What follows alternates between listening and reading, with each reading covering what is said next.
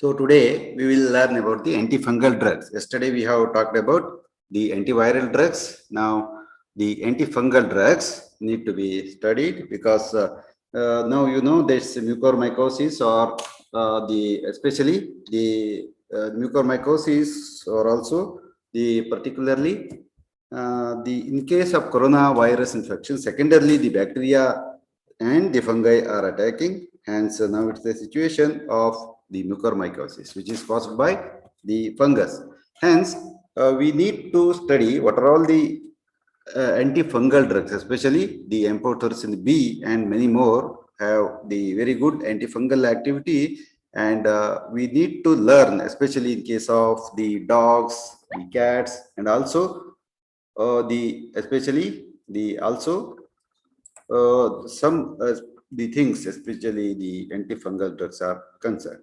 And coming to the antifungal drugs, as such, there is a short introduction. So they are also known as the anti-mycotic drugs, and these are used to prevent the growth and multiplication of the fungi, especially which are occurring in many of the disorders, antifungal drugs. So unlike the bacteria, the pathogenic fungi that affect the animals are the eukaryotes. So fungals are the eukaryotes, and they process the nuclei, mitochondria, and the cell membrane, just like unlike the bacteria. But the similarities between fungal and mammalian cells, so therefore work against the selective toxicity. So the mammalian cell and the fungal cell do have the similarities, and hence there is a chance of the toxicity, and the fungal infections are generally resistant to antibiotics used in the treatment of bacterial disease. So totally there is a structure change, especially the bacteria and fungi, and hence one need to study more about these drugs to avoid the selective toxicity against the fungus. Then in general, fungal infections are more difficult to treat and are slowly eradicated, and antifungal drugs are more toxic to host than that of the antibiotics or the antibacterial drugs. So the thing in general, these are very difficult to treat because they are having the structural similarity to that of a particularly the host cell, the eukaryotic cell, and the fungi, the pathogenic fungi like the mammalian cells are, most of these are the eukaryotes that have a true nucleus, whereas the bacteria, it's not having the true nucleus, with several chromosomes are also there, especially in case of the fungi. And the fungal cell is surrounded by the rigid cell wall, that is the chitin structure. So in case of bacteria, the gram-positive do have the thick cell wall, whereas for almost all the fungi do have a rigid cell wall that is called as the chitin and the polysaccharides. And also another cell membrane is there, that is the lipid bilayer or ergosterol. So this is the specialty, chitin and polysaccharide, and the lipid bilayer, the ergosterol. And cell wall gives the structural support and determines the antigenic specificity. Of course, there are no antifungal vaccines are there, but of course, to many of the bacterial disease, we have got the vaccine, but there is a cell wall. It gives the structural support to the fungus, and also determines the antigenic specificity. Then these reproduce asexually because the budding, sporulation, hyphal fragmentation, especially some low fungi, may reproduce sexually also. And the pathogenic fungi consist of two main groups. So just like the bacteria do have the gram-positive, gram-negative, acid-fast, acid-bacillus negative, and so many more, just like in the fungus, especially the pathogenic fungus, the molds and the yeasts, or the molds, they are called as the Aspergillus fumigatus, exist in multicellular filamentous type, that's called as the hyphal form. Whereas the yeasts, they are all called as the Candida and have unicellular oval or spherical appearance, the Candida. Whereas the molds like the Aspergillus have got multicellular filamentous forms, whereas the yeasts have got unicellular or oval or spherical form. Whereas the dimorphic fungi, example, the blastomyces and histoplasma may grow like yeast in host, but they are like a mold in vitro at room temperature. So what we can call this as dual fungus. That's all. This is also known as dimorphic fungi. Then the types of the fungal infections. The fungal infections are also called as mycoces. SES spelling is ses. So two distinct classes are there. The one is the superficial and systemic. So the superficial means, as the word itself says, it is the integumental. It's also called as the integumental infections. So superficial fungal infection so generally affect the keratinized layers of the skin and appendages, especially the hair, then feathers, horns, nails, or the mucous membranes. So the superficial fungal infections are involved in the skin and appendages. Appendages means the hair, the feathers, especially in case of birds, feathers, especially in case of the cattle, horns, and also the nails.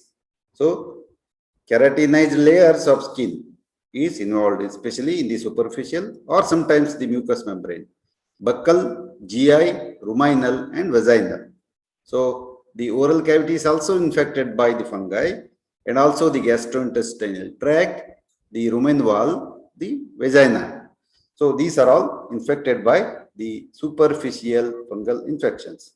Whereas these lesions are usually 99% they are ring shaped, hence the disease is called as the ringworm, because in this will cause a very specific circumscribed area with the round shape, and this is called as the ringworm, and generally caused by the homogeneous group of the keratinophilic fungi called as the dermatophytes.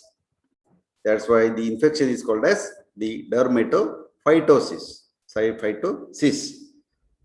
So these include the microsporum, then trichophyton, then epidermophyton. These are all the genera, and the term tinea is often used as the synonym of the dermatophytosis or tiniosis.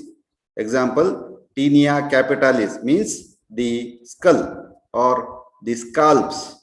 Infection caused by the fungus is called as the tinea capitis, whereas the tinea unguinum means it is the infection of the nail caused by the fungus.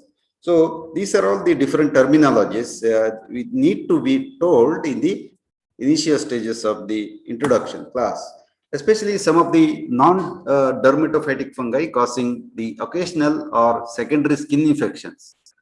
Some non-dermatophytic fungi are there. These are spreading from systemic infections, may include the Candida, Aspergillus, or the Cryptococcus. So these are all the systemic fungi, but they also call the local infections. So the example is Candidiasis, is a both systemic as well as the dermatophytic, both are there, and the Aspergillus, of course, and also the Cryptosporioides, and generally irritating with the manifestations of alopecia, erythema, scale formation, and exudation, etc. So these are all having the first characteristic important or the thing is the itching is a very characteristic manifestation of the fungal infection, and later it is followed by the erythema, alopecia, then scale formation means the dandruff formation. Then also sometimes if it is not untreated, there will be exudation also. And generally it is easier to treat the topical and the systemic medications. Both all these can be treated effectively, but in the early stage, it's easy to use many systemic antifungal drugs and also the topical antifungal drugs.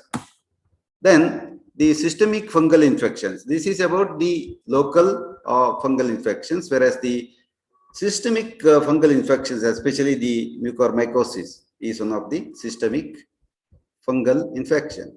So these affect the deeper tissues and organs like the lungs or the rumen or sometimes the buccal cavity.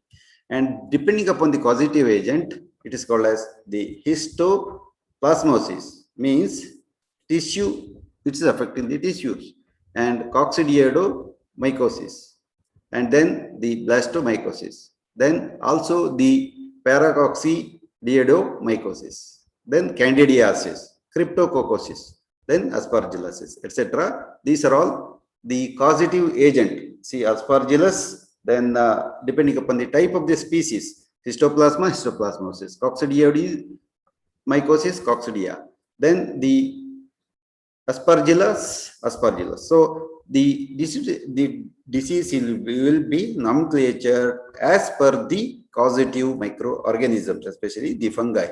And some affect the dermis and the subcutaneous tissues. They are called as the subcutaneous mycosis, MYCOSES. And this is characterized by low invasive and virulence.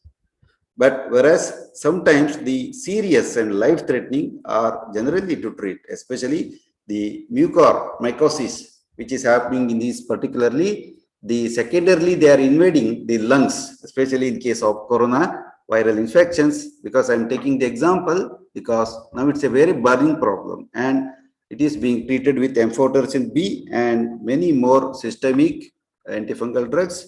It is also going to cause the local infections, especially the dermal infection is also caused by the mucormycosis.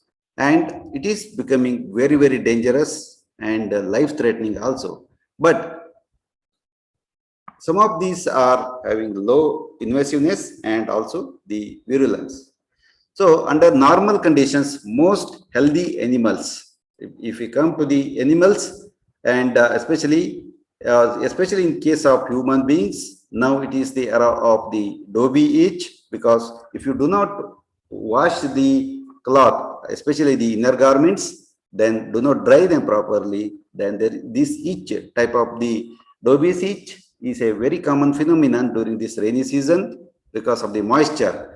Whenever there is a moisture more than 70% with the humidity and the optimum temperature 26 degrees centigrade is a very good media to grow the fungi, and it will definitely affect. So the under normal conditions, most healthy animals generally overcome the fungal infections, but it is successfully they can these cause infections, and the predisposing factors like the immunosuppression, then prolonged use of the broad spectrum antibacterial or some of the time the cytotoxic drugs. So it is also there. Whereas moist environment and necrotic tissues are also involved. And immunity mainly by cell-mediated defense mechanisms. So by this time, you know the different type of the cell-mediated immunity and many more type of the human or the animal defense mechanism or the immunological issues. But the dermatophytes also stimulate antibody-mediated defense mechanism. So they also stimulate the cell-mediated defense mechanism and also the antibody dependent mechanism. So coming to the, now we'll directly come to the antifungal drugs without investing much time, especially in the introduction. So coming to the history, the fungal infections were very relatively uncommon in ancient time, and use of chemical agent to control skin infections was very limited, and very few ancient agents were there. But during this last 30 to 40 years, there is a steady increase in the fungal infections attributed mainly to intensive use of the corticosteroids and elimination or suppression of non-pathogenic bacteria. So this is happening especially in case of the many infections, especially bacterial infections. The corticosteroids are used to suppress the immune response, and the normally complete with the fungi, especially the non-pathogenic bacteria, and due to the indiscriminate use of the broad spectrum antibacterials. So because of this thing, the wanted bacteria and some of the fungi are going to be killed, and it makes the unwanted or pathogenic fungi to grow like anything. There are the reasons, especially the in the hospitalized patients, there is a chance that he or she is being administered with the steroids, which suppress the immune response, and also the other drugs, especially the antibacterial drugs, chronic use is also one of the responsible agent. So depending upon the requirement, initially two important antibiotics like the anti-amphotericin B and griseofulvin, they were introduced initially in the 1960s. So about 50 years back, they are introduced, and the systemic mycosis and dermatophytosis. Systemic mycosis was treated by the amphotericin B. Even after it's surprising that even after 50 to 60 years now, the amphotericin B is a drug of choice for the mucormycosis, which is a systemic this fungal infections in case of the coronary covered patients. Whereas the dermatophytosis, maybe the Dobius itch and the ringworm, etc., they are treated with the griseofulvin. And these were followed by the drugs like the flucytosine, then imidazole, like this miconazole, and so many cozoles are there. If you go to a medical shop, and these are dispensed over the counter, and the person infected with the fungal infections, they go and they'll tell, sir, give me a very good antifungal agent. So like that, they are going to get all the imidazoles, and these started their development in the year 1970s, and the triazoles in 1980s. About 30 years back, these agents were developed, and now it's an era of the so many zoles, especially the triazoles are coming like anything, and some of the newer compound like terbenafin have been introduced very recently, and much more and very newer drugs are introduced every alternative 6 months. So the drug discovery is going very fastly, especially in the antifungal drugs are concerned. And the selection and use of the antifungal agents, one need to be very careful. There is a guideline is there, and how to choose these antifungal agents is a very big task. So depending upon the type of the infections, so unlike the bacterial, and so there are choosing a suitable antibiotic is also one of the toughest job, but the culture and sensitivity test gives us a fair idea about which antibiotic need to be used, what is its pharmacokinetic parameters, then what is the duration to be given. Whereas in case of the especially fungal infections, the antimicrobial culture and susceptibility testing, so it is not developed. That's why it is very tough to select a suitable antimicrobial drug. And in vitro sensitivity tests are not correlate well in case of the clinical response. Of course, we can also do the culture and sensitivity of the fungi, but it is not going to correlate in vivo when compared to the antibacterial drugs. The same Bauer-Kirby test which can be utilized in case of antimicrobial study cannot be utilized here. And the assessment of the clinical response is best accomplished by efficacy studies in the animal models only, because the clinical response to the treatment is very important, because when compared to the bacterial infections, this is somehow difficult to get rid of. Then the therapeutic use of the antifungal agents should be initiated only after clear identifications of the organisms, or else there should be very clear-cut clinical signs like itching and the ringworm, etc.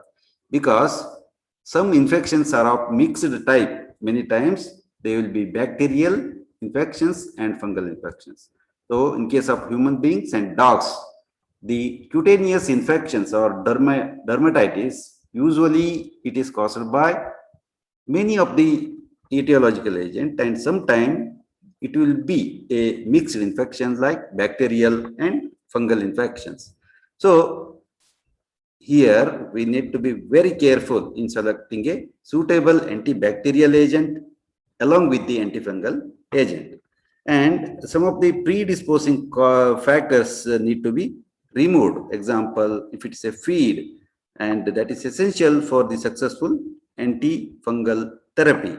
So all these predisposing factors and the factors which are responsible for lowering the bacterial self-defense need to be evaluated out. And the classification of the antifungal agents are like this, especially they depending upon the chemical structure and the clinical use, the antifungal agents are broadly classified into the following different groups.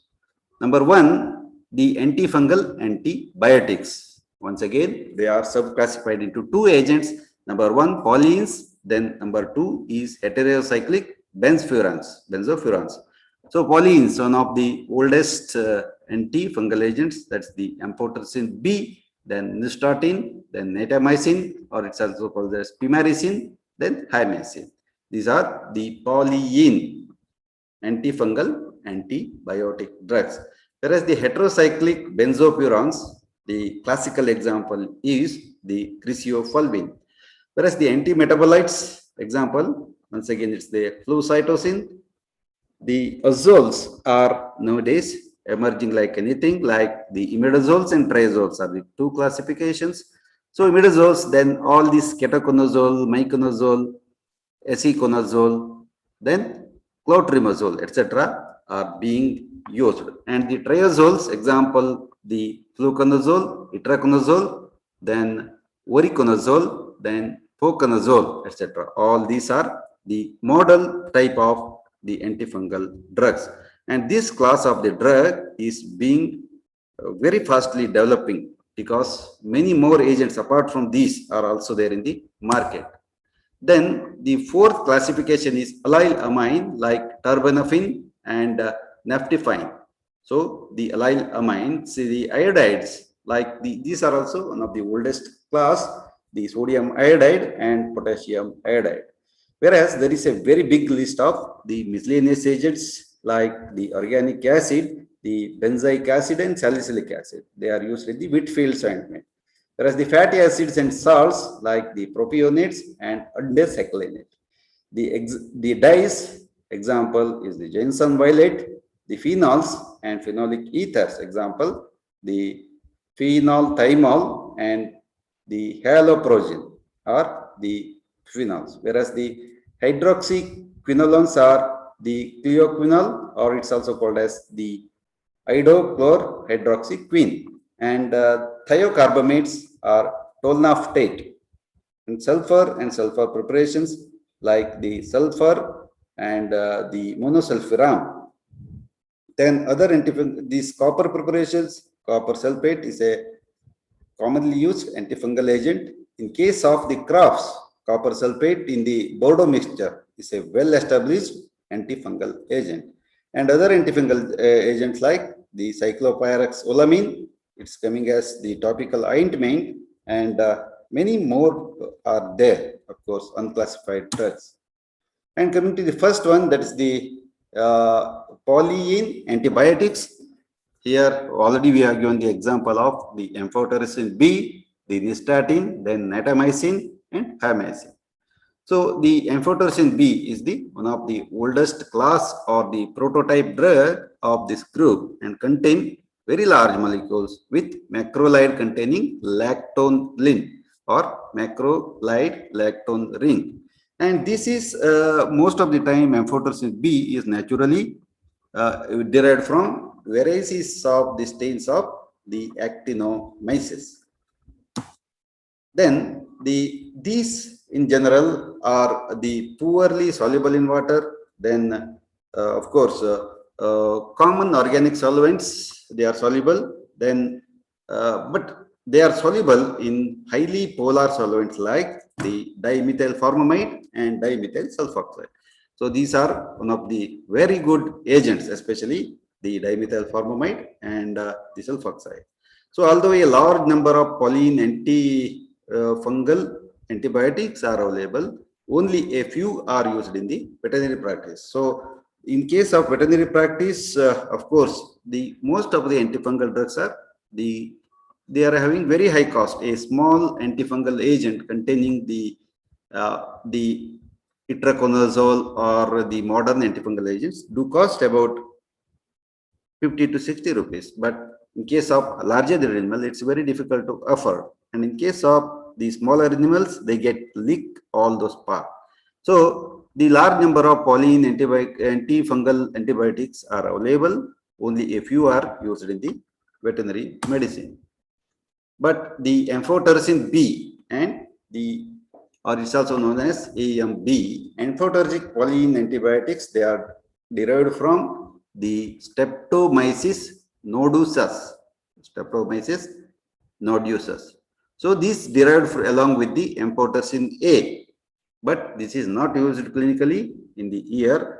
Of course, it's 1956 to 1960. This is the era of the amphotericin B. So amphotericin B is insoluble in water, and its solution is unstable and rapidly decomposed on exposure to sunlight. And the commercially available powder injection contains the sodium desoxycholate as the solubilizing agent. So this, especially amphotericin B, is being imported now from the different countries for the treatment of the mucormycosis. I think every state is being distributed with the drug, and it is used extensively in the corona patients.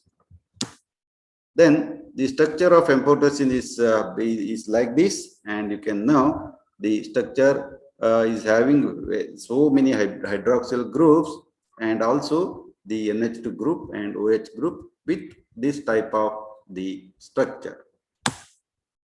Then the chemistry, the amphotericin B is a polyene macrolide antibiotic, more precisely a haptane macrolide, and it is containing 7 conjugated double bonds and the transposition and 3-amino-3,6-redoxymannose. It's also called as mycosamine. It is connected to the main ring that contains the conjugated double bonds, especially highly lipophilic, while other side containing the hydroxyl group, and it is hydrophilic. Here also you can see in this particular structure, many hydroxyl groups are there which are having the making the different property.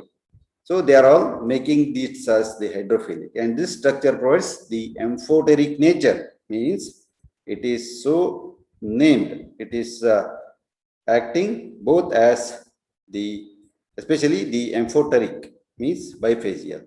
Then the mechanism of action, the amphotericin B, especially it's got the high affinity sterols, especially though particularly ergosterol. And yes, today now I have got the seminar of our PG students, so let us continue the same thing on Monday. Okay, thank you so much, and I will take the attendance of the every persons.